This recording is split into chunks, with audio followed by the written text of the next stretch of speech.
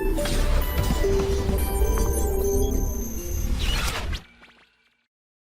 तो प्यारे बच्चों, हमने लास्ट क्लास में प्रतिबल और विकृति के बारे में जाना कि प्रतिबल क्या होता है, विकृति क्या होती है, उसके प्रकार क्या होते हैं। उनके बारे में जानने के बाद उनको एक्सपेरिमेंटली किसी पदार्थ पर चेक किया गया। जिस एक्सपेरिमेंट को किया प्रतिबल और विकृति के बीच में, किसी पदार्थ पर मान लो स्टील का वायर ले लिया कोई, है ना, इस्पात का कोई वायर ले लिया। जब हमने उस पर एक्सपेरिमेंटली देखा, उस पर बल लगा करके उसकी लंबाई में चेंज करने की कोशिश की, तो उसके बीच में ग्राफ बनाया प्रतिबल और विकृति के बीच में, जो कि एक्सपेरिमेंटली ग्राफ बनाया गया। वो ग्राफ में से क्या क्या चीजें हमें सीखनी है, क्या क्या उसमें ग्राफ में हमने बताया उस ग्राफ ने, तो वो चीजें हमें इसमें से जाननी है। तो ग्राफ क्या था? प्रतिबल विकृति वक्र, है ना, स्ट्रेस स्ट्रेन ग्राफ बनाया। स्ट्रेस स्ट्रेन ग्राफ को बनाने के लिए किसके लिए बनाया? कोई एक हमने क्या ले लिया, हमने एक स्टील का वायर ले लिया। मान लो ये स्टील वायर है ना, स्टील का वायर ले लिया, स्टील का वायर लिया, इस्पात का एक तार ले लिया। तो इसका कोई अपना भार नहीं माना, लेकिन नीचे एक भार लटका दिया। तो भार लटकाएंगे तो उसकी लंबाई में वृद्धि होगी, है ना, तो उसकी लंबाई में वृद्धि होगी। अब जब इसकी लंबाई में वृद्धि होगी तो मतलब इसमें विकृति आई, और विकृति आई तो उस पर इस बल के कारण इसमें खिंचाव भी आया, यानी कि इसमें एक प्रतिबल भी आया। तो धीरे धीरे धीरे धीरे धीरे अगर इसमें बल, इस भार को बढ़ाते जाए तो इसमें प्रतिबल भी बढ़ता जाएगा, विकृति भी बढ़ती जाएगी। तो उसके बीच में ग्राफ बनाया, लेकिन उसमें और भी बहुत सारी चीजें आई, बहुत सारे चेंजेस आए। वो सारे के सारे चेंजेस उस ग्राफ में जो आए उनके बारे में हम जानते हैं, और उस ग्राफ में से कौन सा पोर्शन हमारे काम का है, उस पोर्शन पर हमें ज्यादा फोकस करना है, क्योंकि उसी पोर्शन पर बेस हम आगे कुछ न्यूमेरिकली पढ़ेंगे। तो क्या है ग्राफ? बेटे ये तो हमें पता है कि प्रतिबल बराबर W बटे E, भार बटे ये होता है। इसको भी बदलेंगे तो ये बदलेगा, है ना, फिर ये भी बदलेगा और ये बदलेगा, इसमें भी चेंज होगा तो इसमें भी चेंज होगा, ठीक है। अगर ये बढ़ेगा ये बढ़ेगा। तो क्या ग्राफ आया कि जैसे जैसे इसको बढ़ाया, प्रैक्टिकली देखा कि इसको बढ़ाने पर विकृति बढ़ी, जितना बल लगाएंगे उतनी लंबाई खींचेगी, कॉमन सेंस की बात है। तो ये देखा कि भाई अगर हम इस ग्राफ को कुछ हिस्सों में बांट लेते हैं, ये ग्राफ आया, प्रैक्टिकली ये ग्राफ आया, इसमें हमने अपनी तरफ से कुछ नहीं किया, ये सब एक्सपेरिमेंटल ऑब्जर्वेशन पर इस ग्राफ को बना लिया गया। उसमें से क्या सीखा कि भाई O से A, B, C, D ये सारे ग्राफ के कुछ हिस्से हैं। O से A वाला जो ग्राफ है ये क्या बताता है? ये बताता है कि भाई समानुपाती की सीमा तक चलता है। मतलब यहां तक ये एक सरल रेखीय ग्राफ है, लगभग सरल रेखीय ग्राफ है। तो यहाँ पर एक नियम आता है हुक्स लॉ। रियलिटी में तो हमें यही पढ़ना है और मोस्ट इंपॉर्टेंट यही है, क्योंकि इसी पर बेस सवाल करने हैं और इसी की सीमा में हमें सारे सवालों को करना है। उसे बोलते हैं हुक्स लॉ। हुक्स लॉ क्या कहता है कि भाई जो स्ट्रेस है ना, जो स्ट्रेस है, प्रतिबल है, वो क्या है? समानुपाती है किसके? विकृति के, विकृति के समानुपाती है ना। स्ट्रेस विकृति के स्ट्रेन के समानुपाती है, लेकिन कब तक? केवल A पॉइंट तक, है ना। उसी से एक नियतांक आता है यहाँ पर, जिसे हम बोलते हैं स्ट्रेस इक्वल टू एक नियतांक आएगा। अब उसको इलास्टिक नियतांक बोल सकते हैं, कोई भी K मान लो फिलहाल, तो K इंटू विकृति, K इंटू विकृति एक नियतांक आएगा, है ना। इसे कोफिशिएंट ऑफ इलास्टिसिटी, प्रत्यास्था गुणांक कहते हैं, है ना, प्रत्यास्था गुणांक कहते हैं। हालांकि इसके अलग अलग नाम भी आएंगे, लेकिन सामान्य रूप से ये एक नियम बन गया स्ट्रेस प्रतिबल का और विकृति का, ठीक है। इसी को बोलते हैं हम हुक्स लॉ। लेकिन यहाँ समानुपाती है, यानी कि स्ट्रेस बढ़ेगा विकृति बढ़ेगी, खींचेगे तो लंबाई में भी चेंज आएगा, है ना। तो लेकिन ये अगर हम इस बल को हटा लें, जो हम ये बल है अगर इसको हटा लेंगे तो वो वापस अपनी सीमा में आ जाएगा, वापस अपनी एक्चुअल शेप में आ जाएगा, है ना। बल लगाया, खिंचाव हो जाने के बाद उसमें जो बल हटा लेंगे तो अपनी वापस उसी पोजीशन में आ जाएगा, जितना खिंचाव था वो सब वापस आ जाएगा। इसको बोलते हैं हुक्स का नियम, ठीक। फिर हमने देखा कि भाई A से B तक का ग्राफ, इसमें भी हमने इसको खींचते गए, भार को बढ़ाते गए, विकृति भी आती गई। तो जो विकृति आई तो ये यहां से A से B तक में हुक्स के नियम का पालन नहीं करती, हुक्स लॉ का पालन नहीं करती इसमें। लेकिन प्रत्यास्था की सीमा का मतलब वस्तु अपनी एक्चुअल शेप जो थी, उसकी जो वास्तविक संरचना थी उसमें आ जाएगी, है ना। वस्तु जो होगी, या तार कह सकते हो, बल हटा लेने पर या भार हटा लेने पर, भार हटा लेने पर वस्तु अपनी वास्तविक आकार में आ जाएगी। लेकिन यहां से ए से बी में, मतलब हमने बल को बढ़ाया बढ़ाया बढ़ाया बढ़ाया, ये वाला बल भार बढ़ाते गए तो हटा लिया तो वापस आ जाएगी वो अपनी शेप में। लेकिन हमने और बढ़ाया तो और बढ़ाने पर देखा कि फिर हटा लेंगे तो फिर आ जाएगी। लेकिन यहाँ ए से बी में वो हुक्स के नियम का पालन नहीं करती, नॉन लीनियर है। ये तो रेखीय है, ये तो रेखीय नियम है, इस डायरेक्टली प्रोपोर्शनल। लेकिन इसमें ऐसा कोई नियम नहीं है कि भैया इसका डायरेक्टली है ना, ये नॉन लीनियर है। इसलिए हमें ये वाला काम करने की जरूरत पड़ेगी भी नहीं हुक्स के नियम में, कि हमें ये पढ़ना है, ये नहीं पढ़ना कि भाई वो नॉन लीनियर है। ठीक है, इसकी बात अपने को इतनी समझ में आ गई। यानी कि यहाँ तक बॉडी पूरी तरह से प्रत्यास्थ है, यानी कि सीमा में प्रत्यास्थ की सीमा कह सकते हैं कि ये एक सीमा है भाई। इससे ज्यादा तक अगर हम वो लगाएंगे बल तो वो वापस नहीं आ पाएगी, यानी कि इससे ज्यादा अगर हमने इसमें प्रतिबल उत्पन्न कर दिया तो वापस नहीं आ पाएगी वो। इसका मतलब अच्छा, इस पॉइंट को हमने मान लिया कि अच्छा यहाँ तक हुआ ऐसा, तो इस पॉइंट को हमने यील्ड पॉइंट बोला, ऐसा मान लिया, इसका प्रभाव बिंदु ये मान लिया, यील्ड पॉइंट बोलते हैं इंग्लिश में, मतलब उसको माना हुआ बिंदु, कि भाई ये वाला बिंदु मान लिया, इसका प्रभाव बिंदु ये है ना, कैसा बिंदु, प्रभाव बिंदु।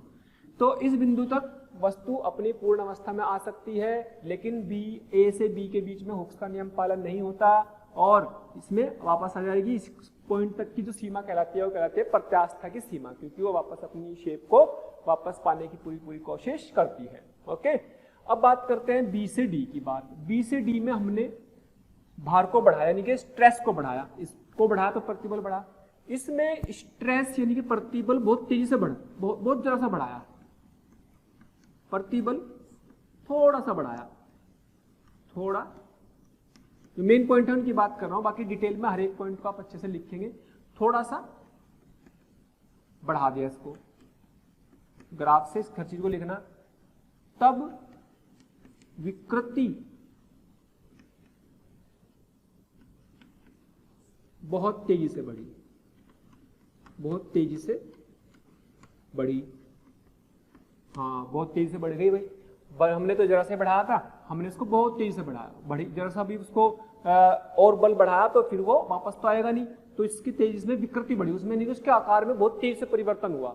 उसका आकार में इतनी तेजी से परिवर्तन हुआ कि अगर आपने इस बी से डी के बीच में अगर अपने बल को हटा भी लिया तो वो अपनी शेप को वापस गेन नहीं करेगी, अपनी वापस शेप में नहीं आ पाएगी। अगर अपने आकार में नहीं आ पाएगी तो बी से सी में किसी भी बिंदु सी पर आपने बल को बढ़ा रखा है, यानी कि प्रतिबल को बढ़ा रखा है, प्रतिबल को बढ़ा रखा है, तो कोई भी इनके बीच में बिंदु सी भी ले लोगे तो भी वहां से भी वो वापस आने वाली नहीं है। जबकि किसी बिंदु पर अगर आपने कहीं पे भी अपने बल हटा लिया, यानी कि प्रतिबल को जीरो भी कर दोगे ना, स्ट्रेस को जीरो भी कर दोगे तो भी विकृति जीरो नहीं होगी। यहाँ पे तो क्या है, प्रतिबल जीरो विकृति जीरो, प्रतिबल जीरो विकृति जीरो। लेकिन इस रीजन में क्या है, बी से डी में विकृति कभी जीरो नहीं होगी, बल्कि प्रतिबल भले जीरो कर देना।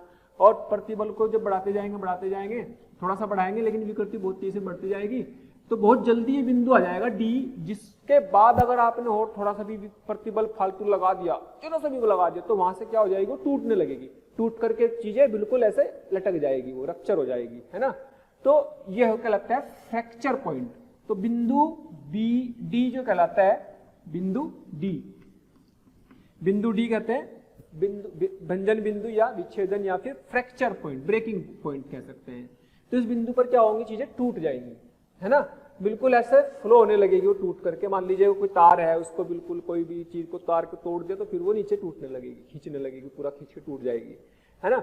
तो जिस बिंदु पर ऐसा होगा उसको फ्रैक्चर पॉइंट बोलेंगे, इसको फ्रैक्चर पॉइंट या फिर एक तरह से विच्छेदन बिंदु भी कह सकते हैं, टूटने वाला बिंदु भी कह सकते हैं, है ना, भंजन बिंदु। अच्छा, यहां से यहां तक क्या हुआ, स्ट्रेस को अगर जीरो भी कर देंगे तो भी विकृति तो वापस आएगी नहीं, स्ट्रेस अगर, लेकिन इसके बाद अगर स्ट्रेस बढ़ाओगे तो बिल्कुल ही टूट जाएगी वो, और इसके बाद तो बिल्कुल अलग ही हो जाएगी। अगर ई पे भी आपने स्ट्रेस और भी बढ़ा दिया इसके बाद भी डी के बाद किसी भी बिंदु तक बढ़ाओगे तो टूट जाएगी वो अलग, बिल्कुल अलग हो जाएंगी चीजें, कभी वापस नहीं आएंगी, है ना।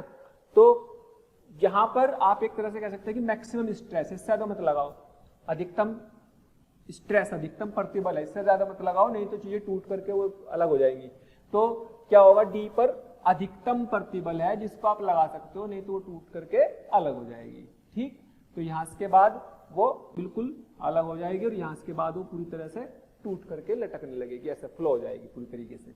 ओके, तो ये इस ग्राफ के पॉइंट्स हैं ओ ए, ए बी, बी डी और पॉइंट डी, और पॉइंट डी, और ई तक भी जाएंगे अगर तो, और ई तक भी जाएं, अगर जरा सा भी इसके बाद और भी बढ़ा देंगे फोर्स तो ये ई बिंदु पर आकर के बिल्कुल अलग हो जाएगी, बॉडी बिल्कुल टूट जाएगी।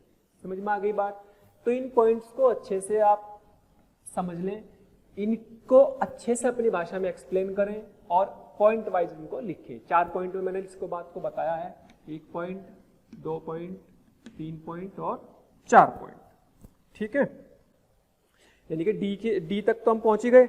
अगर डी के आगे लगाएं, अगर डी के आगे भी बल लगाएंगे तो क्या होगा, कार टूट जाएगा और फ्लो होने लगेगा, नीचे गिरने लगेगा फिर तो। ठीक है, तो आप इसमें 4 पॉइंट ले लो, 5वां पॉइंट भी इसमें लिख सकते हो कि ज्यादा बल लगाएंगे, ज्यादा फोर्स लगाएंगे तो टूट जाएगा। अच्छा, इसमें एक चीज और ध्यान रखने की बात है भाई, यहां तक की सीमा को क्या बोला, हुक्स लॉ में समानुपातिक सीमा, क्योंकि यहां तक ये समानुपाती है, वहां तक समानुपाती है तो इसी को हुक्स लॉ बोलेंगे, और यही हमारे काम का है, इसी में पढ़ना है सब कुछ। ठीक, बी से सी वाला आपका इसमें एक तरह से नॉन लीनियर है, अरेखीय। ये वाला कैसा है, नॉन लीनियर, अरेखीय है, और ये वाला लीनियर है ना। ये कैसा है, लीनियर, रेखीय, और ये कैसा है, अरेखीय है। फर्क दोनों में आई गया, वस्तु वापस यहां से भी वापस आएगी, यहां से भी वापस आ जाएगी, लेकिन यहां वाले में हुक्स लॉ का नियम नहीं चलेगा। बी से डी के बीच में आपने स्ट्रेस जरा से भी बढ़ाया तो विकृति बहुत तेजी से आ जाएगी, विकृति बहुत तेजी से आ जाएगी तो उसके टूटने के चांस बढ़ जाएंगे। किसी भी बिंदु सी पर अगर आपने स्ट्रेस को, प्रतिबल को बढ़ाया हुआ है तो विकृति तेजी से आएगी, और विकृति अगर आपने प्रतिबल हटा लिया तो विकृति तो जो भी तो रहेगी, विकृति कम होने वाली नहीं है। ठीक है, तो ये प्रैक्टिकल ग्राफ आया। अब इसमें जो ये बी से सी के बीच का रीजन है, इसको बोलते हैं प्लास्टिक क्षेत्र, इसको बोलते हैं यहां से यहां तक का प्रत्यास्थ की सीमा या प्रत्यास्थ क्षेत्र। यहां तक तो प्रत्यास्थ था ना, वस्तु अपनी अवस्था हमारी, प्रत्यास्थ क्षेत्र हो गया, ये वाला प्लास्टिक क्षेत्र हो गया, है ना। इस यहाँ यानी कि इस रीजन में यहां से लेके यहां तक ये ग्राफ है, कैसा है, प्लास्टिक प्रवृत्ति का है, प्लास्टिक विकृति का है, या उसकी नेचर जो है प्लास्टिक है, उसकी बिहेवियर प्लास्टिक जैसी हो जाती है, क्योंकि फिर वापस आएगी नहीं जब उस शेप में चली गई वो, है ना। तो लगभग ये डेटा प्रैक्टिकली बना करके उसको, ग्राफ को इस तरीके से दिया गया, उसमें से जो पॉइंट निकाले गए उनको हमने यहाँ पर अच्छे से समझ लिया और इसको एक्सप्लेन किया। ठीक, अब ये जो पॉइंट है, अगर ये जो डी और ई पॉइंट है, अगर ये डी और ई पॉइंट बहुत क्लोज है, बहुत क्लोज है, यानी कि रीजन कम हो जाए, अगर ये बहुत क्लोज है, यानी कि अगर ये दोनों पॉइंट ज्यादा दूर ना आए, यहां से लेके ज्यादा दूर ना आए, ये दोनों पास में ही आ गए, जल्दी आ गए, तो प्लास्टिक पर रीजन क्या हो जाएगा, कम हो जाएगा। अगर ये दोनों पॉइंट बहुत एक दूसरे के पास में है तो हम कहेंगे कि उसका प्लास्टिक रीजन भी बहुत कम हो जाएगा। उस तरह के पदार्थ को बोलते हैं हम यहाँ पर भंगूर, ब्रिटाइल, इंग्लिश में बोलते हैं ब्रिटल, लेकिन क्या बोलते हैं, भंगूर। तो किस तरह के दो पदार्थ हैं इस ग्राफ के बेसिस पर जिनका नाम आता है, तो कभी कभी उनके नाम पूछ ले जाते हैं कि बताओ ये ब्रिटाइल है, हाँ जी, क्या है, एक तो भंगूर, ब्रिटल बोलते हैं,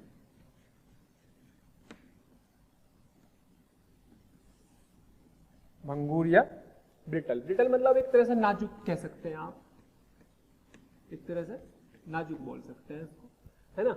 यानी कि जब D एंड E क्या हो, बहुत पास हो, ये क्या है, पॉइंट पास में हो, या बहुत पास हो,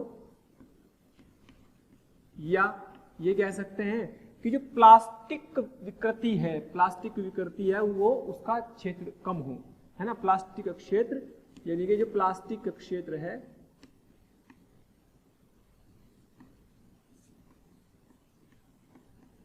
क्षेत्र कम हो। अगर प्लास्टिक का क्षेत्र कम हो, यानी कि ये दोनों बिंदु थोड़े पहले ही आ गए, तो हम उसको बोलते हैं भंगुर पदार्थ। ऐसे पदार्थों को क्या बोलेंगे, यानी कि जल्दी वो बेचारे जल्दी टूटने की कंडीशन में आ गए, तो नाजुक होंगे तभी तो टूटेंगे जल्दी, तो इस तरह के पदार्थ क्या बोलते हैं, ब्रिटल या फिर भंगुर पदार्थ, जिनके लिए DI पॉइंट पास में हो या फिर जिनके लिए प्लास्टिक का क्षेत्र कम हो, जिनके लिए प्लास्टिक का क्षेत्र कम हो। ठीक है, फिर होता है डक्टाइल। डक्टाइल का मतलब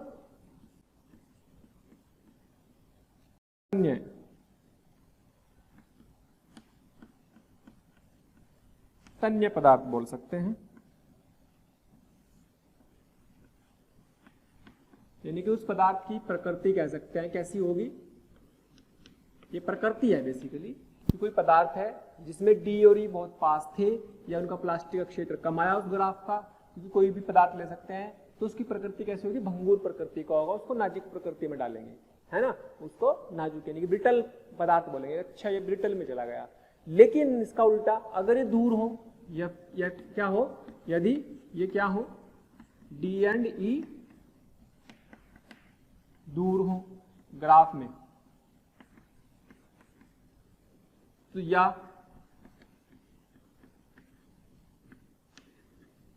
प्लास्टिक का क्षेत्र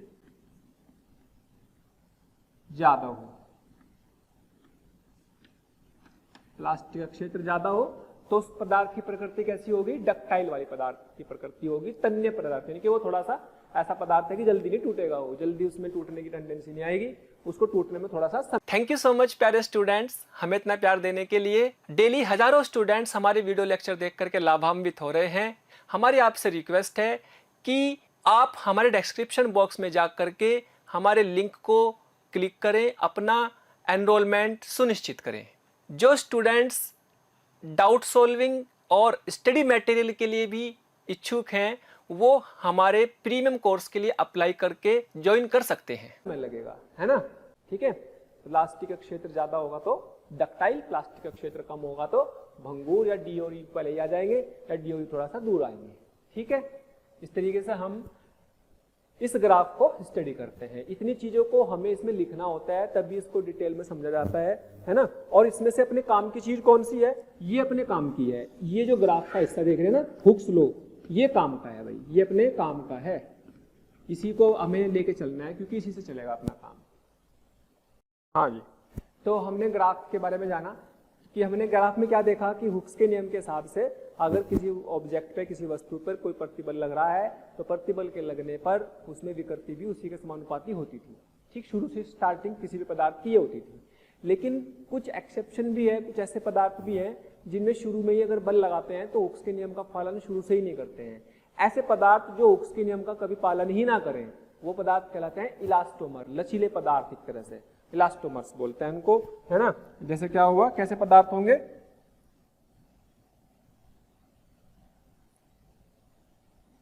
इन्हें बोलते हैं इलास्टोमर,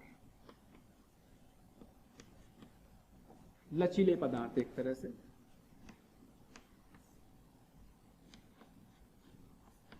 कुछ पदार्थ हैं ऐसे, है ना, ऐसे पदार्थ जिनका प्रत्यास्थ क्षेत्र बहुत ज्यादा हो, बहुत ज्यादा। तो ऐसे पदार्थ जिनका प्रत्यास्थ क्षेत्र बहुत ज्यादा हो, उनको हम लचीले पदार्थ का इलास्टोमर कहते हैं। और उनका जो एग्जाम्पल है, उनका जो एग्जाम्पल है वो कौन है, लाइक दिस इज ऑल्टा। ऑल्टा बोलते हैं इसको, रबड़ बोलते हैं, रबर। टिश्यू आपने पढ़े होगा, टिश्यू होते हैं, बायोलॉजी में आता है सब, है ना। तो इस तरह के पदार्थ की बात अगर करें तो इस तरह के पदार्थ में खास बात क्या है, इस तरह के पदार्थ की खास बात यह है कि भाई इनमें हुक्स लॉ को फॉलो नहीं होता, बल्कि एक अरेखीय ग्राफ आता है इस तरीके का। याद रखने वाला चीज है, रटने वाली चीज है। इसको बोलते हैं यहाँ पे प्रतिबल, और बेटे इसको बोलते हैं विकृति। ठीक है, तो बस ये ग्राफ आता है इसका, तो इतनी चीजें याद रखने की जरूरत है। है ना, इलास्टोमर के लिए। अब हमें तो लेकिन काम की चीज क्या है, हमारे लिए काम की चीज है हुक्स लॉ। तो अब हम हुक्स लॉ पर आते हैं। हाँ जी बच्चों, जैसे हमने ग्राफ में भी इसी बात को सीखा है कि भाई हुक्स लॉ ही सबसे ज्यादा इंपॉर्टेंट है, हमें चैप्टर हुक्स लॉ की सीमा में ही पढ़ना है, यानी कि किसमें, प्रत्यास्थ की सीमा में पढ़ना है। तो हुक्स लॉ को दोबारा से समझते हैं। बेटा हुक्स लॉ क्या था? हुक्स लॉ मतलब हुक का नियम, हुक का नियम, ठीक है। हुक्स लॉ मतलब हुक का नियम क्या कहता है? ये कहता है कि भाई प्रत्यास्थता की सीमा, प्रत्यास्थता की सीमा में प्रतिबल विकृति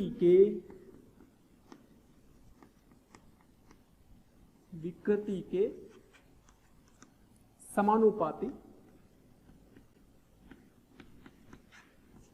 होता है, यानी कि प्रतिबल समानुपाती विकृति प्रतिबल, एक नियतांक लगा दो, के मान लो, विकृति, है ना।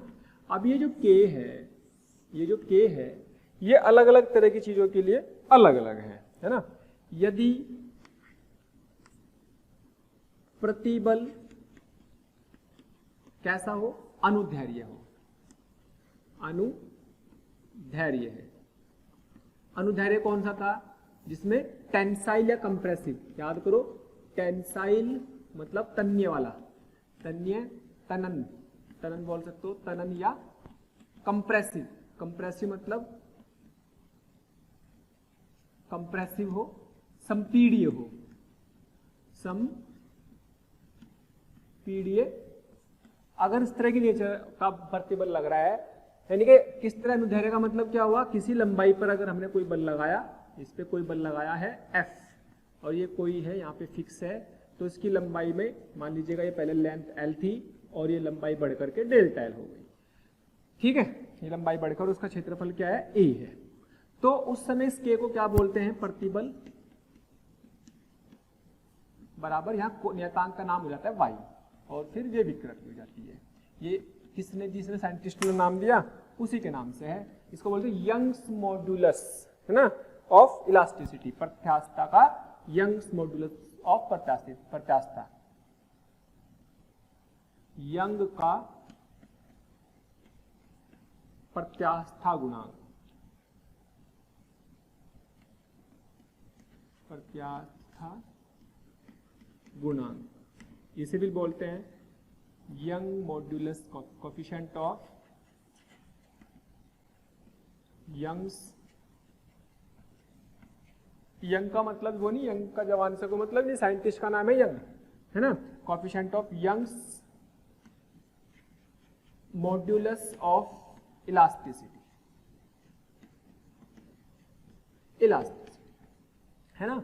इससे मतलब है, यानी कि y बराबर क्या हो गया? एक तरह से वहां से अगर देखा जाए तो प्रतिबल स्ट्रेस अपॉन विकृति, विकृति मतलब स्ट्रेन। और अगर मैं इसकी बात करूं तो क्या F अपॉन A और डेल्टा L बाई L कह सकते हैं, यानी कि y बराबर क्या बना? F upon A into L into delta L, ये लो, ठीक है। तो ये फॉर्मूला भी याद रखना है हमें। या कभी कभी ये बोल देता है कि लंबाई डेल्टा एल कितनी है, तो डेल्टा एल में भी F इंटू एल अपॉन ए इंटू वाई के हिसाब से याद रखना है। दोनों ही हमें काम के फॉर्मूले हैं, बहुत ज़्यादा इसके सवाल आते भी हैं इस चैप्टर में से। इस चैप्टर का सबसे इंपॉर्टेंट फॉर्मूला है। लेकिन खास बात क्या है वाई की? वाई किसका गुण है? वाई जो है पदार्थ का गुण है, पदार्थ का गुण है। अलग अलग पदार्थ के लिए अलग अलग होगा और बहुत ज्यादा इसकी वैल्यू होती है, इसका मान बहुत ज्यादा होता है, 10 की घात 11, 10 की घात 12, 10 की घात 10, इतनी रेंज में इसका आंसर होता है ना। तो इसकी परिभाषा भी बना सकते हैं कि भाई यहाँ पर 1 मीटर लंबाई पर 1 न्यूटन बल लगाने पर, या 1 मीटर लंबाई पर 1 मीटर क्षेत्रफल पर 1 मीटर का अगर हम इसमें वृद्धि को चाहते हैं तो जितना बल लगाना पड़ेगा उसे y बोलेंगे। सोचो 1 मीटर लंबाई में 1 मीटर लंबाई के बराबर उसकी लंबाई करें भाई। अगर मैं ऐसा कहूं कि भाई y बराबर f, कब l बराबर 1 मीटर, डेल्टा l बराबर 1 मीटर और एरिया बराबर 1 मीटर स्क्वायर, ऐसा कोई पदार्थ है तो सोचो 1 मीटर लंबाई के 1 मीटर स्क्वायर के अनुप्रस्थ क्षेत्रफल में 1 मीटर लंबाई की वृद्धि करने के लिए आवश्यक बल को क्या बोलेंगे, y। और सोचो 1 मीटर लंबाई की वृद्धि करने के लिए बहुत बल लगाना पड़ेगा, इसीलिए इसका जो मान होता है बहुत ज्यादा होता है, बहुत ज्यादा होता है, 10 की घात 10 की घात 11 12, वो पदार्थ का गुण है ना।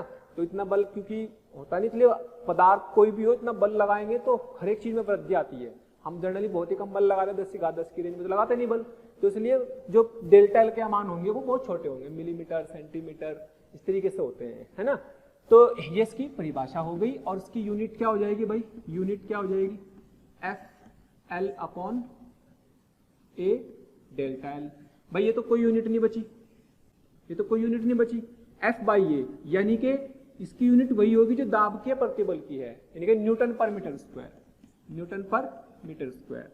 और अगर मैं इसकी डायमेंशन की बात करूं तो डायमेंशन कितनी आएगी भाई, M L T minus 2/L2, ये वही जो दाब की है, M L minus 1 T minus 2। ऐसे सवाल पढ़े होंगे आपने विमा वाले चैप्टर में कि बताओ दाब की बराबर किसकी यूनिट है या दाब के बराबर किसकी विमा है, यंग्स मॉडुलस की। उस समय तो पता नहीं रहता क्योंकि शुरुआत में जब पढ़ते हैं वहां पे तो यूनिट एंड डायमेंशन में बीमे वाले चैप्टर में सारी चैप्टरों की विमाएं होती हैं, तो पता ही नहीं लगता है यंग्स क्या है भाई, कौन सी बला आ गई, तो ये है भाई वो यंग्स, यहाँ से समझ में आता है फिर उस चीज के बारे में। तो ये पदार्थ का गुण है, किसी पदार्थ के अंदर जो अणु होंगे या उसके जो ठोस के अंदर जो उसके परमाणु होंगे बहुत ज्यादा स्ट्रॉन्ग फोर्स से जुड़े होंगे, किसी में थोड़े कम फोर्स से जुड़े होंगे, तो जैसा भी उसके अंदर की केमिकल स्ट्रक्चर, उसके अंदर की स्ट्रक्चर है, उस स्ट्रक्चर के हिसाब से ही ये वायु उस पदार्थ के अंदर होता है ना, क्योंकि बल लगाने से ही आएगा। और ये कैसा बल है, ये वो बल है जो 1 मीटर लंबाई में 1 मीटर क्षेत्रफल के तार में 1 मीटर की वृद्धि करने के लिए आवश्यक बल को ही यंग्स मॉड्यूलस या फिर यंग का प्रत्यास्थता गुणांक कहते हैं। ठीक, और फिर याद रखें कि ये पदार्थ का गुण है, पदार्थ बदल गया तो मतलब ये बदल गया, अलग अलग पदार्थों के लिए इसकी वैल्यू अलग अलग होगी, अलग अलग पदार्थों के लिए इसकी वैल्यू अलग अलग होगी। ओके, हाँ जी, आगे बढ़ते हैं। हाँ जी, देखो अभी तक हमने जो बात की है भार लटकाया या फिर फोर्स लगाया, अभी तक हमने जो भार लटकाया है या फोर्स लगाया है वो ऐसे तार पर लगाया जिसका तार का भार नगण्य था, हमने उसके तार के भार को नगण्य माना, उस पर बल लगाया था, कोई भार लटकाया था। लेकिन ऐसा भी तो हो सकता है कि भाई मान लीजिएगा आपके पास ये तार है, ये मान लीजिएगा तार है, तो तार का भार है, तार का भार है, तार का भार है, ठीक। तो मान लीजिएगा इसकी लंबाई L थी, इसकी लंबाई L थी,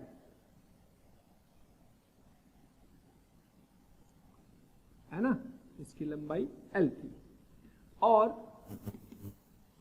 ये लंबाई हो गई है इतनी अपने भार के कारण, यानी कि इसमें डेल्टा एल यहां तक के लिए डेल्टा एल बढ़ गई, यहां तक के लिए डेल्टा एल में वृद्धि आ गई।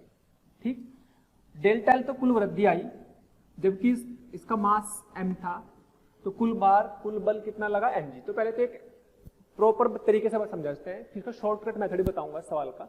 लेकिन इसमें सीखने वाली चीज ये है कि हमें बल को कैसे इस्तेमाल करना, कौन सा बल, इसके भार का बल। जैसे इसको लटका के यहाँ पे छोड़ दिया तो वो धीरे धीरे लंबी होने लगी और इसमें लंबाई L आ गई है ना। और मान लीजिएगा क्रॉस सेक्शनल एरिया जो है इसका अनुप्रस्थ क्षेत्रफल A है, अनुप्रस्थ क्षेत्रफल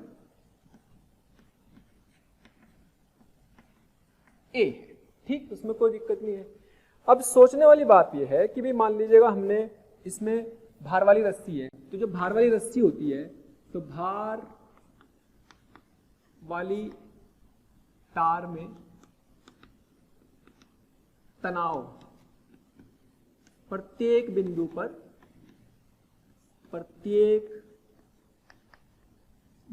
पर अलग अलग होता है, अलग अलग होता है। हर बिंदु पर अलग अलग होगा भाई, है ना। जब हर बिंदु पे अलग अलग होगा तो इसमें यहाँ बल अलग, यहाँ बल अलग, यहाँ बल अलग, हर बिंदु पर अलग अलग। भारी होता तो हर जगह समान होता, तो नीचे वाला भारी कुल बल होता। लेकिन जब कुछ भार लटकाया नहीं है, लेकिन इसका खुद का भार सारा, लेकिन हर बिंदु पर तनाव अलग अलग होगा, हर बिंदु पर जो बल लग रहा है वो अलग अलग लग रहा है। तो अब इसका मतलब जब बल अलग अलग लग रहा है तो जिस समय ये लंबाई बढ़ रही थी तो यहाँ तक तो बढ़ गई, लेकिन किसी समय इसकी लंबाई बढ़ भी तो रही होगी, है ना। तो पूरी डेल्टा एल आने से पहले मान लो किसी समय ये एक्स हुई होगी, तो टोटल की बात करें अगर, मान लीजिएगा जो है ये डेल्टा एक्स, मान लीजिएगा इसकी लंबाई ये थी अपनी डेल्टा एक्स, और ये बढ़कर के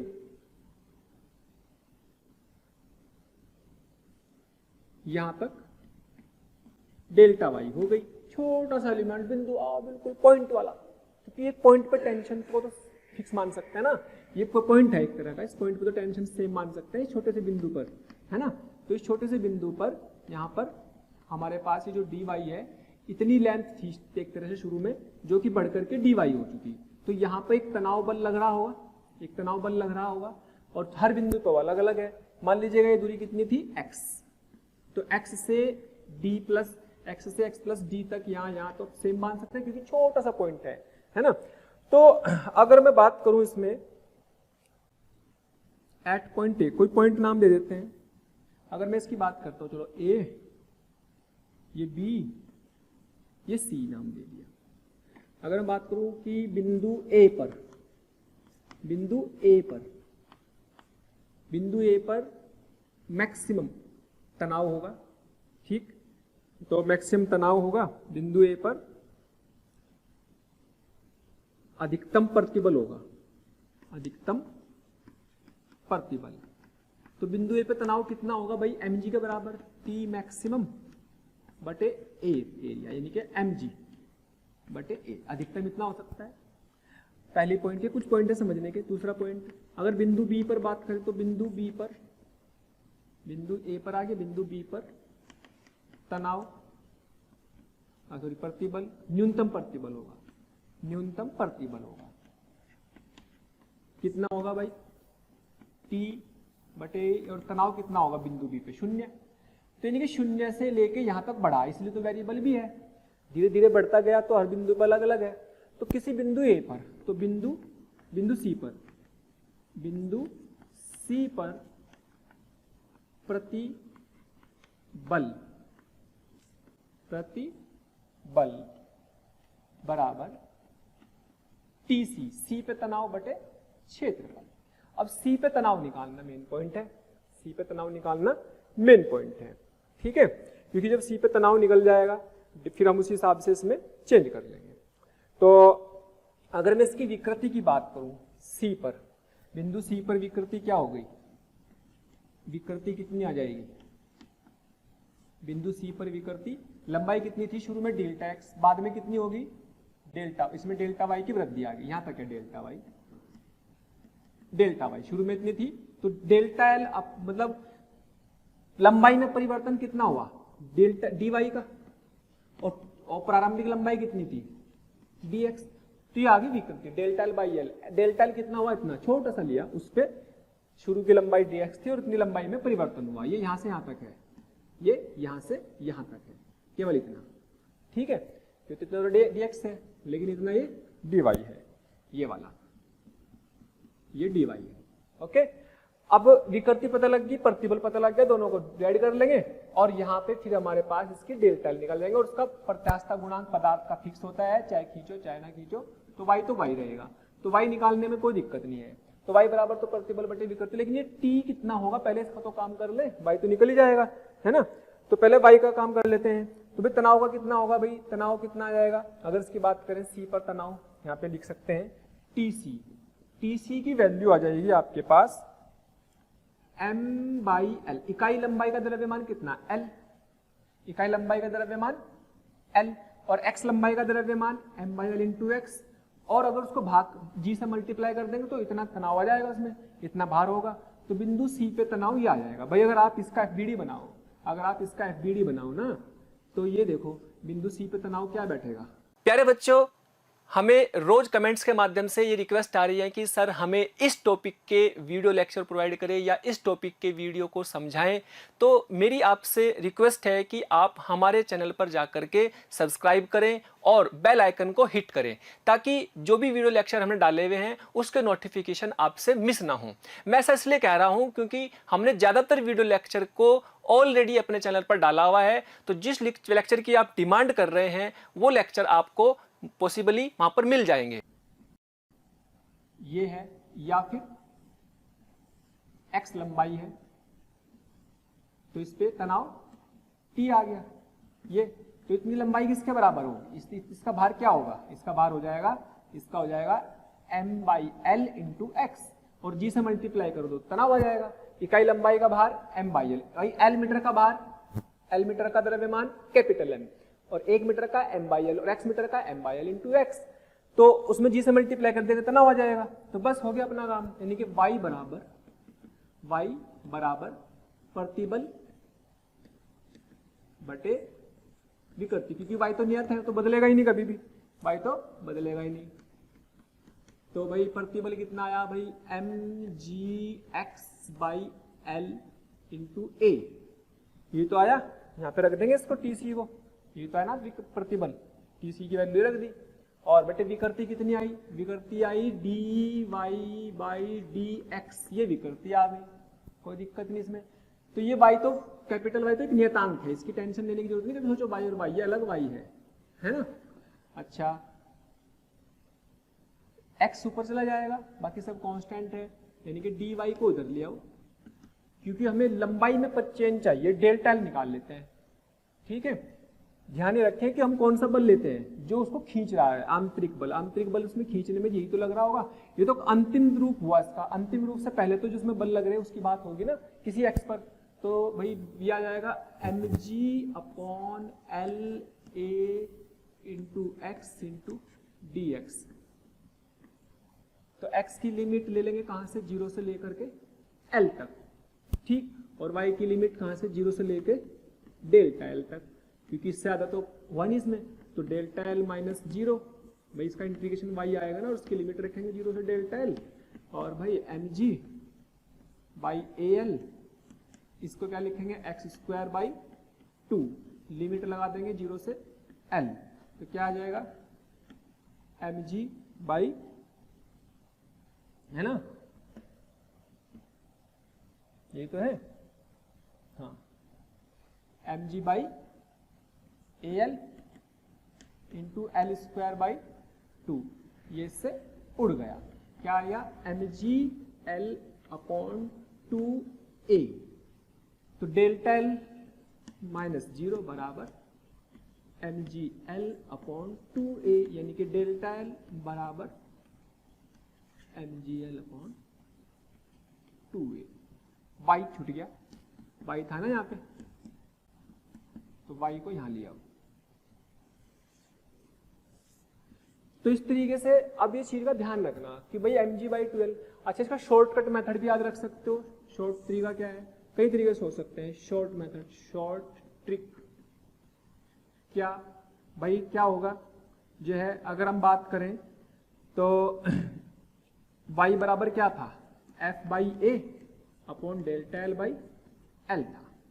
तो यहां पर आप ये कह सकते हैं कि पूरा जो भार है mg वो कहाँ काम करेगा, सेंटर ऑफ मास पर, इसके द्रव्यमान केंद्र पर L/2 पर काम करेगा, आधी लंबाई पर काम करेगा, है ना, आधी लंबाई पर काम करेगा, तो इफेक्टिव लंबाई L/2 ले सकते हैं, यानी कि आप इसमें F into L upon A into delta L जो लिखेंगे, ये आप लिख सकते थे mg इंटू L/2, आधी लंबाई पे तो काम करेगा ये, by A into delta L।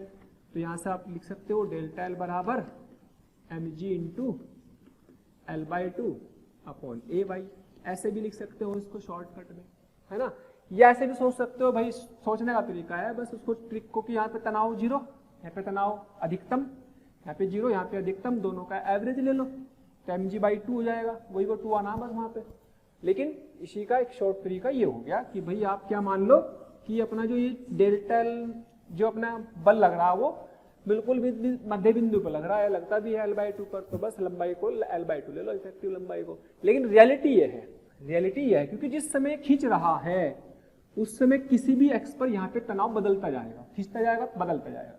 तो ये तनाव तो अंदर का आंतरिक रिस्टोरिंग फोर्स प्रत्यानयन बल था, तो प्रत्यानयन बल लेना होता है यहाँ पर, तो प्रत्यानयन बल लेना, यानी कि वो पूरा का पूरा mg ने डेल्टा L कर दिया ना, वो तो बदलता रहा पूरे बीच में भी, और वो बिंदु हर बिंदु पे अलग अलग भी है तनाव।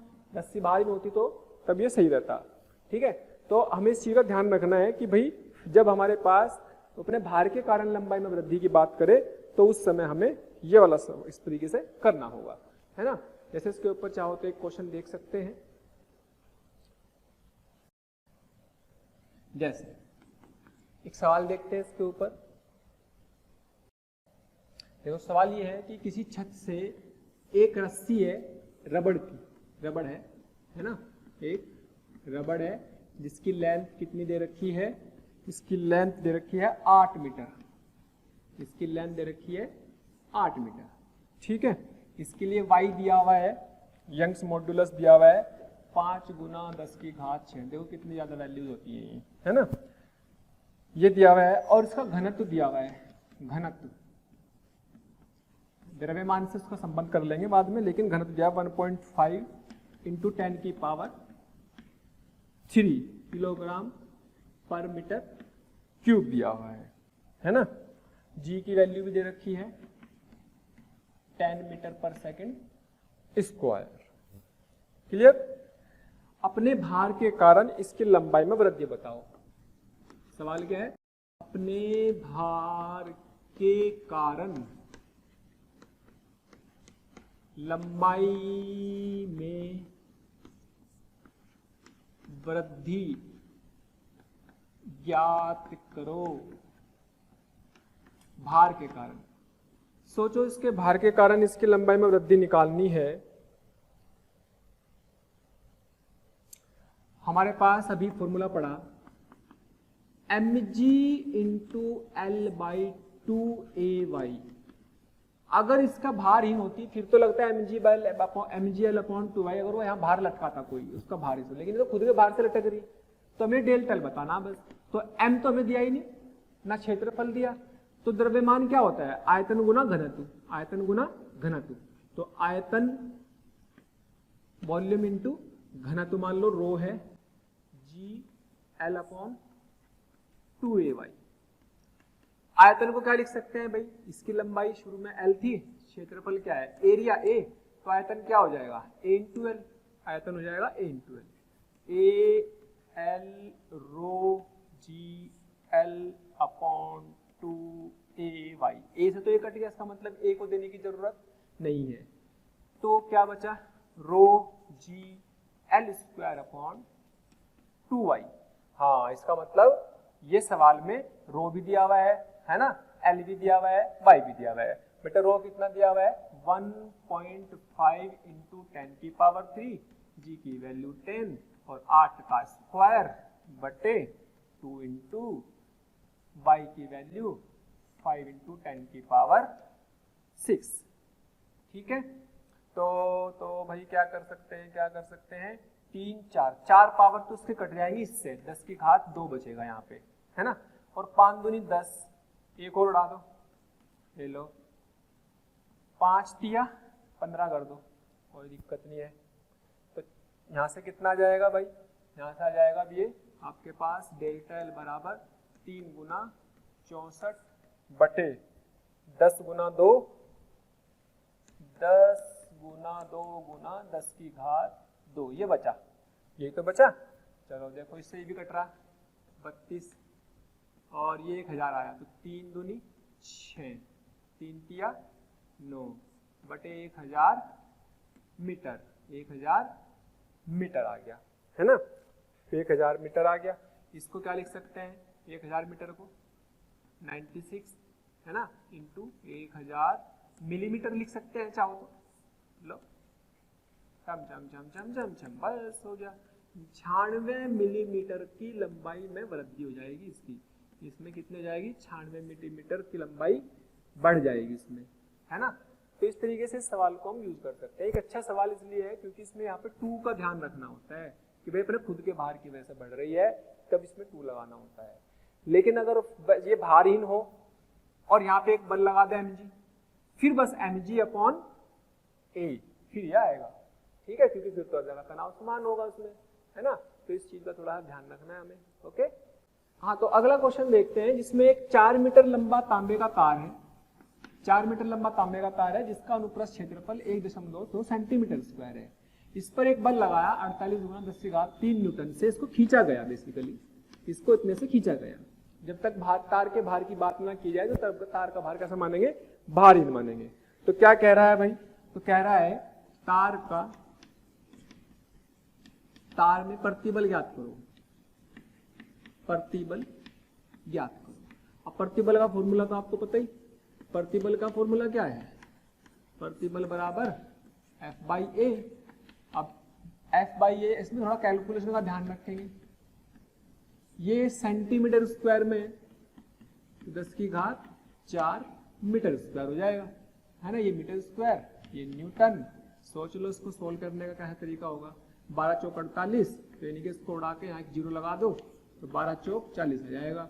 अच्छा, इसमें 40 आ जाएगा, ये उड़ जाएगी सारी जीरोस की, तो कितना आ गया? ये आ गया 4, लेकिन -4 आएगा, सॉरी -4, तो -4 आया ना भाई। यानी कि आप इसको क्या करो, थोड़ा सा कैलकुलेशन को दोबारा समझो, है ना। 4 8 × 10⁻³ सेंटीमीटर स्क्वायर को मीटर स्क्वायर में बदलना तो -4 मीटर स्क्वायर, ये न्यूटन में था, यूनिट न्यूटन पर मीटर स्क्वायर आ जाएगी। तो इससे हमने डेसिमल हटाया, एक जीरो बढ़ाया, 12 चौक 48, 40 आ गया। तो कितना आएगा? 40 × 4 की 3 और 1 4 और माइनस ये, तो कितना आ गया? +8 न्यूटन पर मीटर स्क्वायर। कुछ और तो नहीं घट रहा इसमें। 12 चौक 48, अच्छा ठीक है, कोई दिक्कत नहीं है। तो इतने न्यूटन पर मीटर स्क्वायर आ गया, है ना। अगर आपसे जो है ये बोल दिया जाए कि इसी सवाल में यदि लंबाई में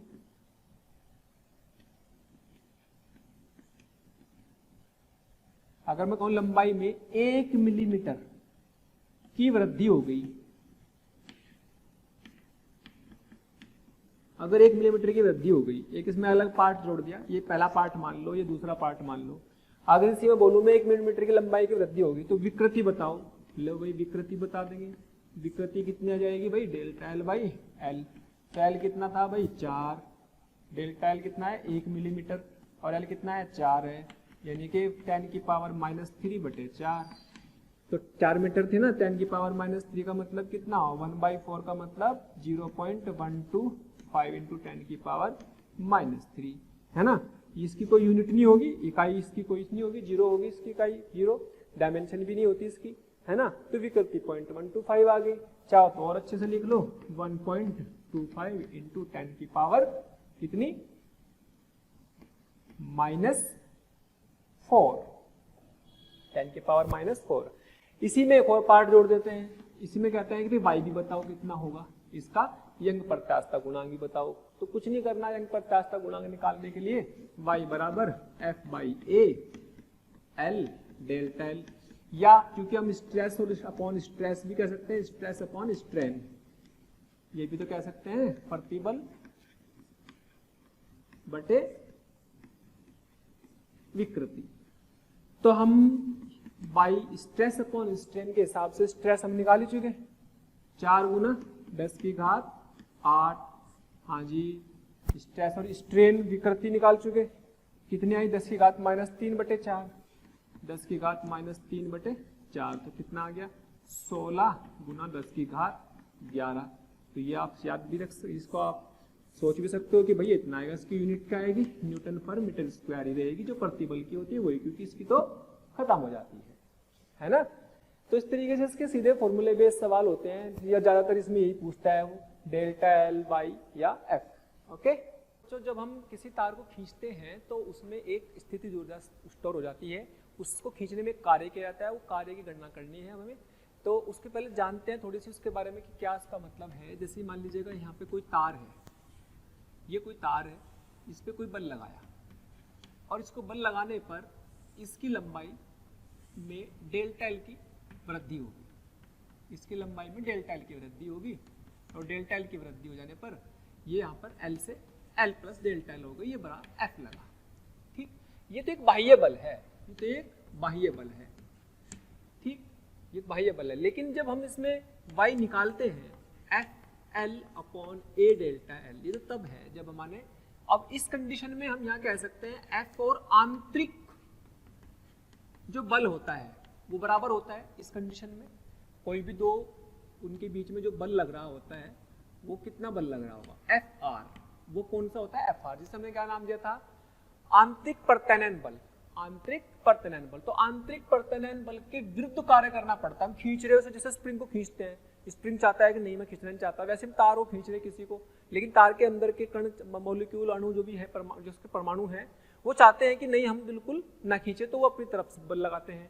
ठीक है, तो जब वो अपनी तरफ से बल लगाते हैं तो उसमें एक अंतराण्विक बल काम करता है, जिसे हम प्रत्यानयन बल कहते हैं। अब उस प्रत्यानयन बल के विरुद्ध कार्य करना पड़ता है हमें। तो जो उसके विरुद्ध कार्य करना पड़ता है, तो अगर हमने पूरी डेल्टा एल लंबाई तक खींच दिया उस समय एफ आर और ये बराबर होते हैं, लेकिन वास्तव में रियलिटी में मान लीजिएगा किसी समय आपने इसको यहाँ पे किसी समय एल, ये एक्स हुई कुछ भी वृद्धि, ये कितनी हुई, एक्स हुई, तो एल प्लस एक्स हो गई, इतनी लेंथ कितनी होगी, एल प्लस एक्स हो गई। तो ये लंबाई किसी एक्स पर, एट एनी एक्स, किसी एक्स वृद्धि के लिए, किसी एक्स की वृद्धि के लिए, अगर जरा से भी किसी एक्स पर बात करें तो खिंच भी रहा हूं, बल भी लग रहा, तो किसी एक्स पे तो जो बाहर का बल तो उतना ही है, लेकिन किसी एक्स पर खींच रहा होगा तो अंदर का बल इसके बराबर तो नहीं हुआ होगा, दोनों बराबर तो नहीं होते, तो खींच पा रहा है, इसका मतलब ये ज्यादा होगा ये कम होगा। तो आंतरिक प्रत्यानयन बल इसके बराबर हो हमेशा जरूरी नहीं है। हाँ खींच गया यहाँ तक खींच के रखा हुआ है तो अब कह सकते हैं कि इसके बराबर है। तो किसी एक्स पर तो मैं अगर बात करूं, किसी एक्स पर y तो कभी बदलेगा नहीं, इस पदार्थ का गुण है। हम यहाँ पर यूज करते हैं एफ आर, रियलिटी तो ये है ना, और एक्चुअल लेंथ तो एल ही रहेगी, क्षेत्रफल भी ए, तो लेकिन उस समय किसी एक्स पर लंबाई में वृद्धि एक्स, तो यानी कि वास्तव में जो बल है ना, ये बल जो है एक्स का फलन है, अलग अलग एक्स पर अलग अलग होगा, अलग अलग एक्स पर अलग अलग होगा। तो बाह्य बल के विरुद्ध नहीं, हम इससे तो हम कार्य कर रहे हैं बाह्य बल से, तो लेकिन हम बाह्य बल के विरुद्ध, इस बाह्य बल से आंतरिक प्रत्यानयन बल के विरुद्ध कार्य करते हैं। जैसे स्प्रिंग के फोर्स के विरुद्ध कार्य करते हैं तो उसमें स्थितिज ऊर्जा स्टोर हो जाती है, या तो बाह्य बल का कार्य अलग होगी बात और इसके अलग होगी। तो इससे कितनी ऊर्जा स्टोर हुई वो बतानी, ठीक है। तो इसमें कितनी ऊर्जा हुई तब सोचो, देखो ये किसका फलन है, ये तो परिवर्तनशील हुआ, परिवर्तनशील बल। अगर ऐसा परिवर्तनशील बल होगा तो इससे वर्क कितना आएगा, और बेटे ध्यान रखना ये संरक्षी बल होता है। कैसा बल है, संरक्षी बल होता है ये। और जो संरक्षी बल होते हैं उनकी ऊर्जा क्या होगी, यहां पर कितनी आ जाएगी भाई, W equal to Y A X by L. तो इंटीग्रेशन लगाएंगे एफ डी एक्स, इंटीग्रेशन लगाएंगे एफ डी एक्स, और डी एक्स मतलब किसी एक्स से। अब अगर इस एक्स से जरा से भी खींचेंगे ना, तो इस बल से जो वर्क हुआ, इस बल से जो वर्क हुआ वो बल हमारा F R into D X होगा, F R into D X. और एफ आर कितना आ जाएगा, एफ आर आ जाएगा बेटे Y A X by L D X, और डी एक्स की लिमिट 0 थी और कहां तक करना हमने, डेल्टा एल। तो इंटीग्रेशन कर देंगे तो वर्क कितना आ गया भाई, वर्क आ गया Y A upon L X square by 2 limit 0 to delta L और वाई ए डेल्टा एल का स्क्वायर बटे 2l। ये वर्क हुआ, ये वर्क हुआ। हम वर्क से स्थितिज ऊर्जा पर पहुंच सकते हैं आसानी से, लेकिन पहले इस वर्क के बारे में थोड़ी सी बातें जान लेते हैं। इसको क्या क्या लिख सकते हैं, सोचो। अगर मैं इसमें L से ऊपर नीचे मल्टीप्लाई कर दूं तो ये डेल्टा L बाई L का होल स्क्वायर हो जाएगा। तो ये क्या बना, आयतन। तो ये बन गया आयतन, बाई आयतन का मतलब b लिख दो बाई 2, है ना। और ये क्या बना, विकृति, विकृति का स्क्वायर, विकृति का स्क्वायर। अगर आयतन कार्य प्रति कई आयतन निकालना तो आयतन से भाग कर सकते हैं। इसी को ऐसे भी लिखा जा सकता है बेटे, y को क्या लिख सकते हैं, y होता है प्रतिबल बटे विकृति, प्रतिबल बटे विकृति डिवाइड बाय 2 v इंटू विकृति का स्क्वायर, क्षमा क्षमा। तो W बराबर 1/2 और ये प्रतिबल इंटू विकृति इंटू आयतन, इंटू आयतन। तो इसको हमने नाम कुछ दे देते हैं समीकरणों को, समीकरण नंबर 1, समीकरण नंबर 2, समीकरण नंबर 3, है ना। तो इसके लिखने के तरीके हैं अलग अलग इनके फॉर्मूलों के, है ना। आप इसको लिख सकते हो, जैसे प्रतिबल बटे विकृति आ गया तो इसको लिख सकते हो, विकृति को यहाँ पर क्या लिख सकते हैं भाई, विकृति को लिख सकते हैं, विकृति को लिख सकते हैं पर ये y प्रतिबल बटे y, है ना, प्रतिबल बटे y। तो ये भी लिखा जा सकता है y into A V by 2, यहाँ लिखेंगे प्रतिबल बटे y का स्क्वायर। एक y कट जाएगा तो 1/2 क्या बचा, प्रतिबल का स्क्वायर बटे y, अलग से ये y इंटू आयतन, इंटू आयतन भी है। तो ये अलग अलग तरीके हैं। कई बार डायरेक्ट इसी पर सवाल पूछा गया है कि बस फॉर्मूला दे दिया, पूछ लिया बताओ कार्य का कौन सा फॉर्मूला है, स्थितिज ऊर्जा कौन सा फॉर्मूला है ना। इस तरीके से हम इसको लिख सकते हैं। यही कार्य इसकी आंतरिक स्थितिज ऊर्जा में स्टोर हो जाता है ना। इसको लिखने के सब तरीके हमें याद होने चाहिए, है ना। हाँ जी, तो ये हमने जो कार्य निकाला, इस कार्य में हमें, अगर आपको हमारे वीडियो लेक्चर्स पसंद आ रहे हैं तो प्लीज़ लाइक और शेयर करना ना भूलें। इससे आपके साथी, आपके जो ज़रूरतमंद दोस्त और विद्यार्थी हैं उन तक भी ये वीडियो लेक्चर पहुंच जाएंगे ताकि वो भी इससे लाभान्वित हो सकें। और अभी मैं यही कहना चाहूँगा कि आपका इतना प्यार और इतना स्नेह देखकर हमारी मोशन की पूरी टीम बहुत मोटिवेटेड है और आपके इस प्यार के कारण, इस मोटिवेशन से ही हम और अच्छे से अच्छे कंटेंट आपको प्रोवाइड करते रहेंगे। स्थितिज ऊर्जा की बात करनी, स्थितिज ऊर्जा की बात अगर करें तो स्थितिज ऊर्जा बेटे मैंने बताया कि कंजर्वेटिव फोर्स जो होता है माइनस ऑफ डी यू होता है। अगर रियलिटी में देखें तो ये F into R into D X. और जब किसी तार पे ऐसे फोर्स लगा रखा है, जब किसी तार पे ऐसे बल लगा रखा है तो बाह्य बल है, लेकिन अंदर बिल्कुल स्प्रिंग की नेचर दिमाग में रखो कि स्प्रिंग की तरह काम करेगा। तो ये जो बाह्य बल है तो ये आपस में जो है इनके बीच की दूरी बढ़ाएगा और इनमें आपस में फोर्स ऐसा लगेगा और इनका जो एक्स बढ़ेगा, यानी कि फोर्स तो लग रहा है एक तरह से इस तरफ, फोर्स तो लग रहा है किधर, इधर, और डिस्प्लेसमेंट कितना किधर हो रहा है, dx इस तरफ हो रहा है ना। तो यानी कि ये फोर्स और ये वाला वर्क कैसा आ जाएगा, नेगेटिव आएगा, है ना।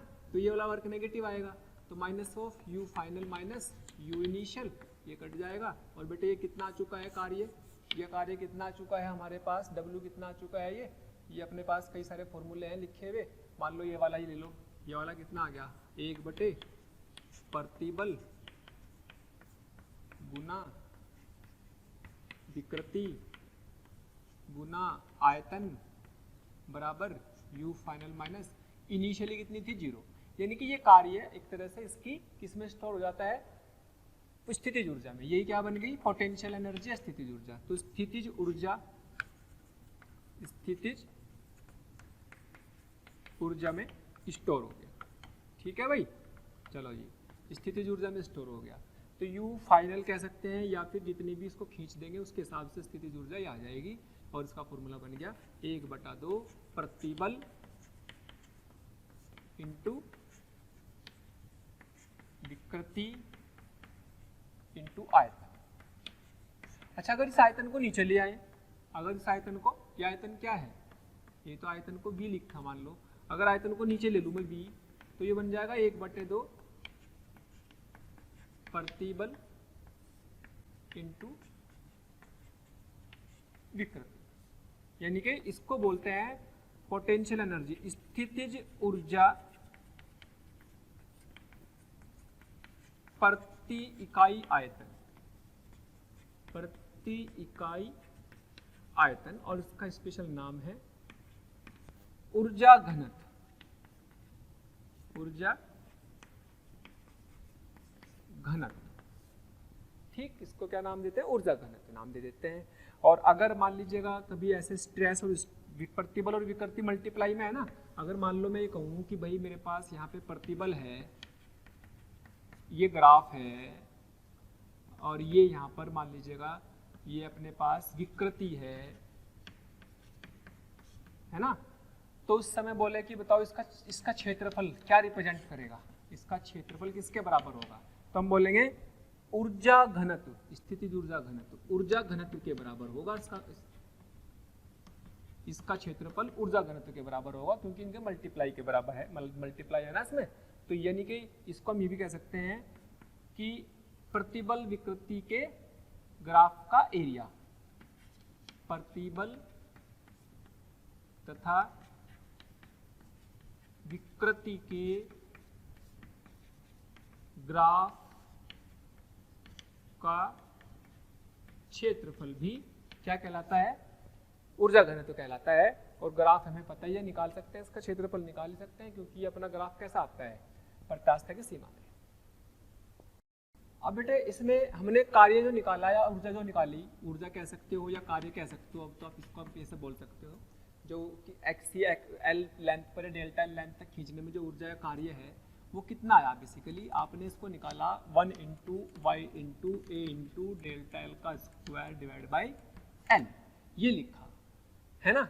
और जब पूरा डेल्टा एल खिंच गया तो तब वो एफ आर एफ के बराबर भी हो चुका था। तो हम इसको ऐसे भी लिख सकते हैं 1/2, वाई को क्या लिख सकते हैं? वाई को लिख सकते हैं एफ एल अपॉन ए डेल्टा एल, लिख सकते हैं ए डेल्टा एल बाई एल, छम छम छम छम, एक और भी आया, स्क्वायर था ना, एक कटा, ये बचा, तो क्या बचा? Half F into delta L. भाई डेल्टा एल पे तो इतना ही वर्क हुआ ना, डेल्टा एल पे तो इतना ही वर्क हुआ, ठीक, डेल्टा एल हो गया। तो अंदर जो किसके हैं? ये प्रत्यानयन बल के विरुद्ध कार्य, प्रत्यानयन बलों के विरुद्ध कार्य, यही तो कार्य है। लेकिन अगर बाह्य बल का कार्य पूछा जाए, बाह्य बल का कार्य, बाह्य बल का कार्य की बात अगर करें तो वो किसके बराबर होगा? ये बाह्य बल का कार्य किसके बराबर होगा भाई? ये बाह्य बल का कार्य आप कह सकते हैं कि इस बाह्य बल के कार्य को हम क्या करेंगे? ये कहेंगे कि F इंटू डेल्टा एल। भाई ये तो हुआ था ना, ये F लगाया और लेंथ कितनी खींच गई? डेल्टा एल, डेल्टा एल खींच गई, तो इसमें तो इतना ही फोर्स इंटू डिस्प्लेसमेंट, इतना कार्य किया ना, नियत बल था, लंबाई इतनी परिवर्तन होगा। तो ये तो आधा कहाँ गया? आधा बल कहाँ गया? तो ये समीकरण मैं ऐसे एक नाम दे दूं, उसको नाम 2 दे दूं, तो समीकरण 1 व 2 से बाह्य बल द्वारा किया गया कार्य में से बाह्य बल, तो हम कहेंगे कि आधा काम, आधी ऊर्जा कहाँ गई? आधी ऊर्जा ऊष्मा के रूप में वातावरण में एक तरह से वेस्ट हो गई। ठीक, सोचो अगर किसी तार को बहुत खींचोगे ना, तो तार को खींचने में वहां से गर्म हो जाएगा वो। को कभी कोशिश करना ऐसा एल्यूमिनियम का तार लेना, कोई उसको मोड़ना, ऐसा मोड़ोगे तो क्या होगा? वो गर्म हो जाएगा, ऐसा खींचोगे तो। ठीक, तो खींच करके ऊर्जा जारी कहाँ उसमें? ये भैव ऊर्जा, कि भाई इतनी ऊर्जा है ये जो इसमें स्टोर हो रही, बाकी कहाँ जा रही? ऊष्मा में। तो बाह्य बल की आधी ऊर्जा या कार्य कह सकते हैं इसमें, कार्य ऊष्मा के रूप में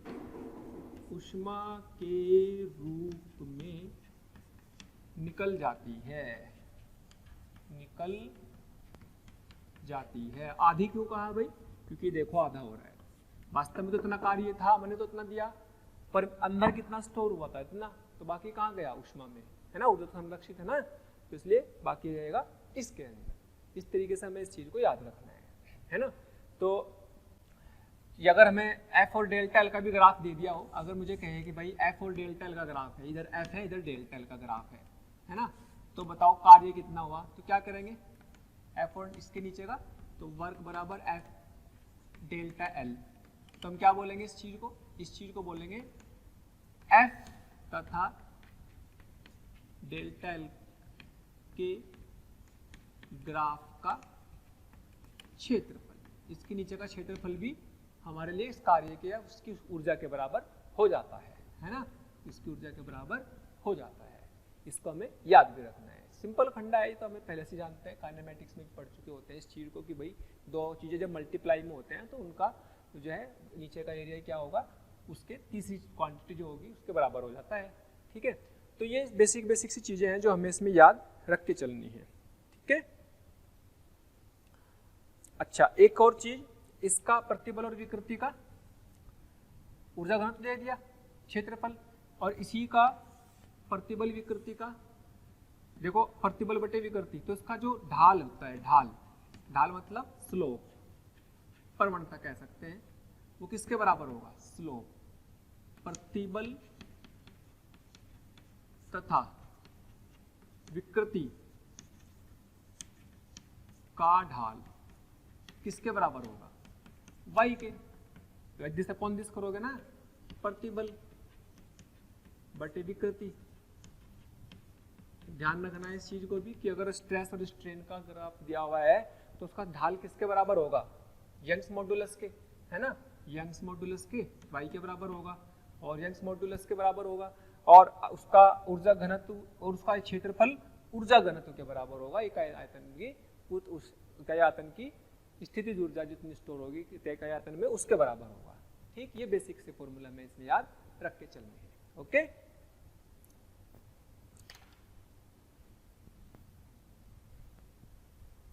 हाँ बेटे, अगर मैं आपसे छोटा सा सवाल पूछूं इसमें, मान लीजिएगा मैंने कहा कि भाई ये कि अपने पास क्या है एक mg लगा हुआ है, अब मैं बोल रहा हूँ कि भाई इसमें mg ग्रेविटी का वर्क डन बाय ग्रेविटी, गुरुत्वाकर्षण के कारण, गुरुत्व का कार्य बताओ, तो गुरुत्व का कार्य कितना बोलेंगे, मान लीजिए खींच करके लंबाई डेल्टा एल बढ़ गई तो क्या बोलेंगे mg इंटू डेल्टा एल।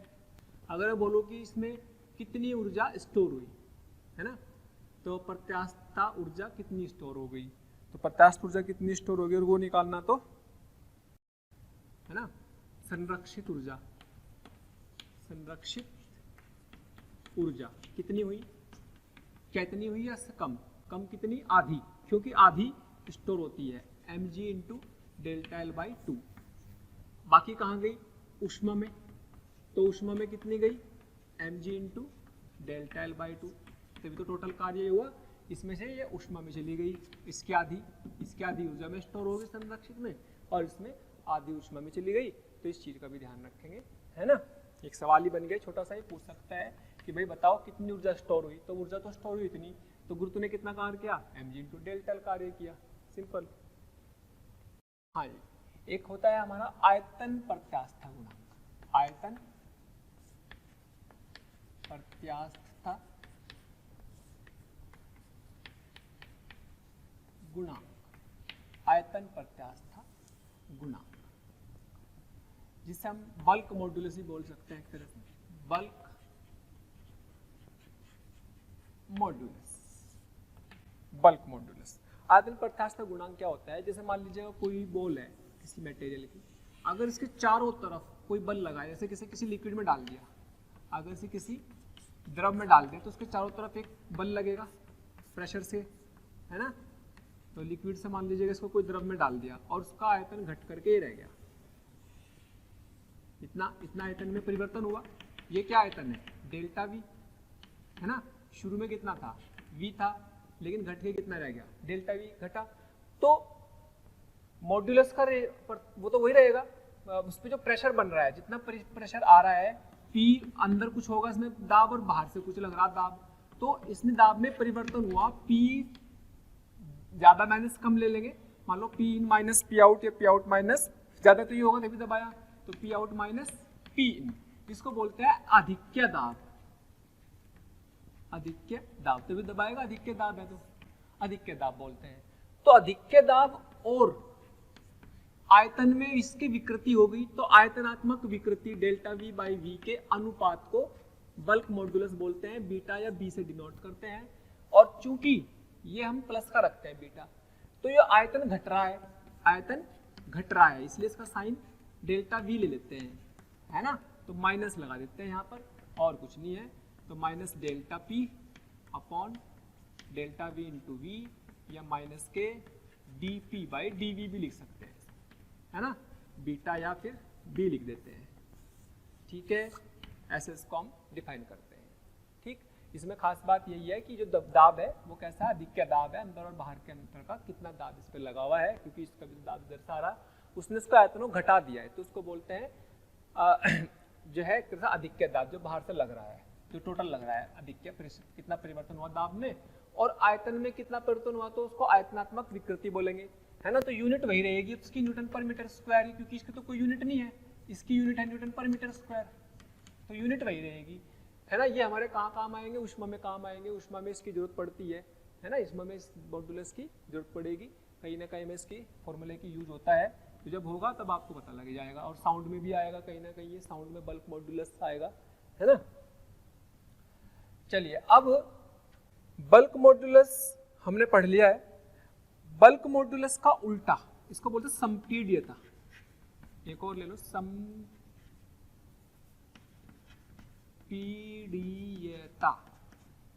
संपीड्यता जिसे हम बोलते हैं C, that is equal to 1/V। इसका उल्टा, इसके उल्टे को बोलते हैं संपीड्यता। बस इतना याद रखेंगे, कभी कभी उल्टा दे देता है सवालों में कि भाई इसकी कंप्रेसिबिलिटी C, कंप्रेसिबिलिटी बोलते हैं, कंप्रेसिबिलिटी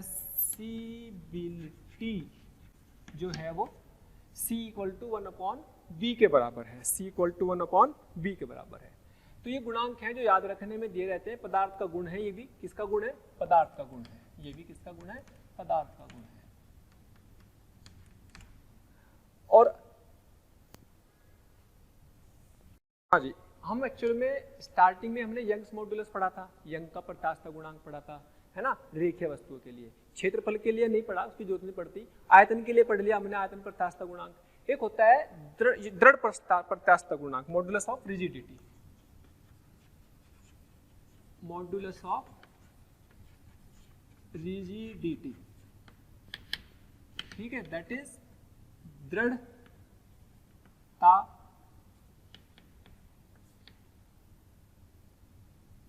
प्रत्यास्थ गुण, दृढ़ता का प्रत्यास्थ गुणांक।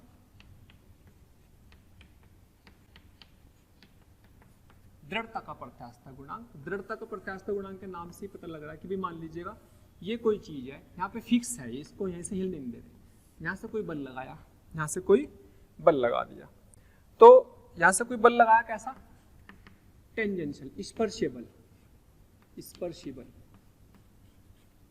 स्पर्शी या फिर शियर स्ट्रेस, शियर बल, शियर फोर्स भी कह सकते हैं, है ना, शियर भी बोल सकते हैं, टेंजेंशियल भी बोल सकते हैं, स्पर्शी बल भी लगा सकते हैं।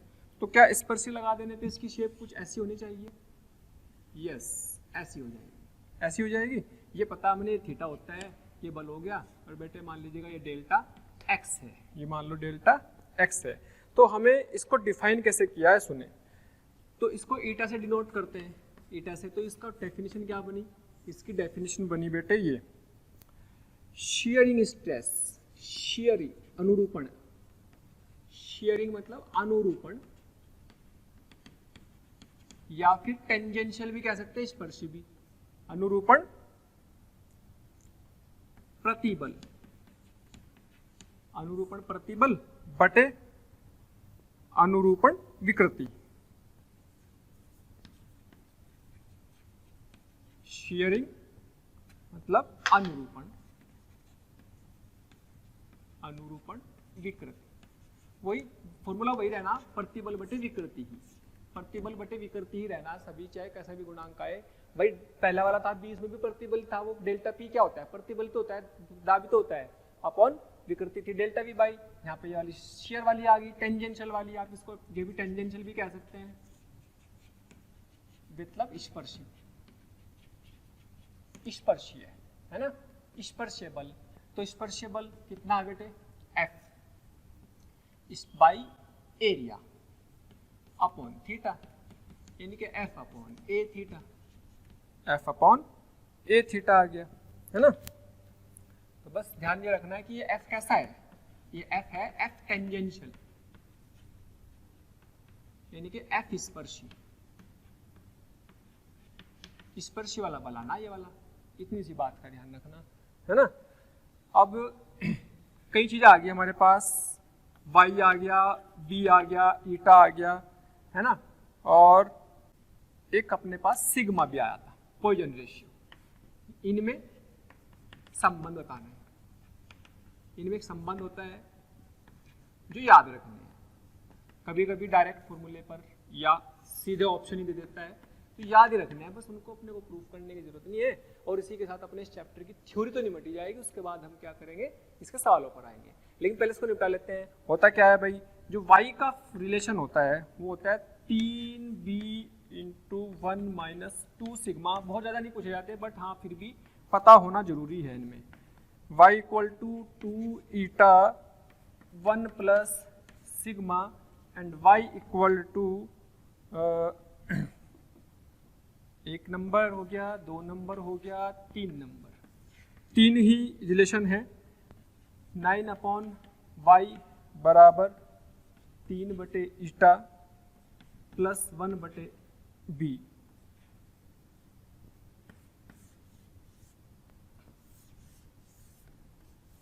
इस तरीके से हमें इसके सारे थ्योरेटिकल कॉन्सेप्ट पढ़ लिए हैं। अब हम इसके न्यूमेरिकल्स करेंगे, जम के कुछ इसकी प्रैक्टिस करेंगे, क्योंकि बहुत तरह की वैरायटी के न्यूमेरिकल्स आएंगे, और तो ताकि जितने भी हमने कॉन्सेप्ट पढ़े उनको अच्छे से अप्लाई कर सकें। ओके, तो प्यारे बच्चों, अगर आप चाहते हैं कि आपको किसी भी टॉपिक के लाइव डिस्कशन, वीडियो लेक्चर या स्टडी मटेरियल की ज़रूरत है, तो कृपया आप हमें इस नंबर पर कॉल कर सकते हैं 18002121 799 18002121 799।